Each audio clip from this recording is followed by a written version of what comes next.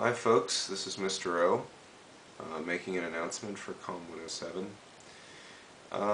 So today's announcement has to do with the second set of discussion questions for this unit we're in right now. You guys are probably preparing your speeches, your second speeches that provide information about a topic of your choosing. If you haven't started this already, please get on it. You don't want to waste too much time with that. But today I want us to discuss meditative practice and more generally the concept of mindfulness and how it relates to this course. You may remember from the first week, way long time ago, that our authors talked about the concept of self-talk, and that was also featured in the activities for Unit 1. There was a speaker who discussed this idea of self-talk, and in essence, self-talk is the idea that we have internal conversations with ourselves, sometimes positive, sometimes negative, that have a strong bearing on our self-esteem, on our personal levels of stress, on our interpersonal relations with others. And this is where mindfulness comes in. Mindfulness is basically a way of perception. It's a style of thought where an individual tries to not change a situation if it's uncomfortable, but tries to simply be aware of the thoughts that you're having at that moment.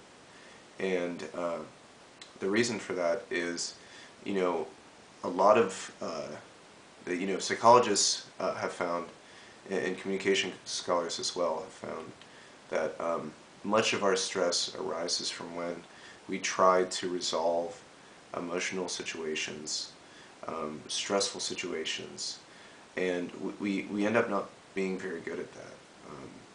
If you can recall the last time you were in an argument with someone, or when someone annoyed you, either by cutting you off in traffic or maybe bad service at a restaurant, we quickly have a strong emotional response and very rarely pause that feeling and reflect on why we're feeling that, or even acknowledge that we're feeling that. Emotions are these bundles of thoughts, feelings, memories that motivate us to act without thinking sometimes. So mindfulness is basically the practice whereby you don't allow emotions to take you over. Rather, you try to scan them, try to better understand them, and see where you're coming from when you have a particular emotional response to something. So for the second discussion questions this week, I want you to listen to an audio file that I'll be posting in the discussion board thread for the second set of discussion questions. And it is a guided meditation audio track that lasts several minutes. And it's part of a book that's been called Mindfulness. And I'll provide the link for the book if you're interested in reading more on the subject, which I would urge you to do so even if you're skeptical. But I want you to listen to this audio track and follow the instructions and practice self-meditation for about a period of 7 or 8 minutes. And the audio track that you download and listen to during that time will instruct you on how to sit, your posture, how to breathe. Breathing actually becomes really important to meditative practice and is the foundation for mindfulness itself.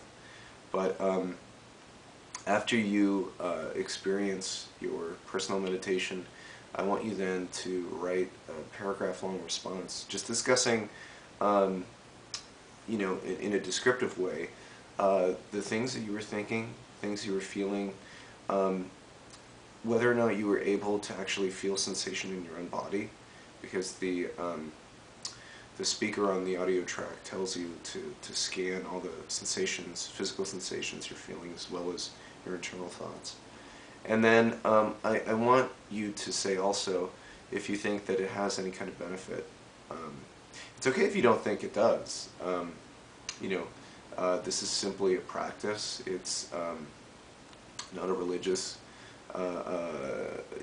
faith by any means. This is just a strategy some people have developed to de-stress their lives and to gain more control in a frantic world.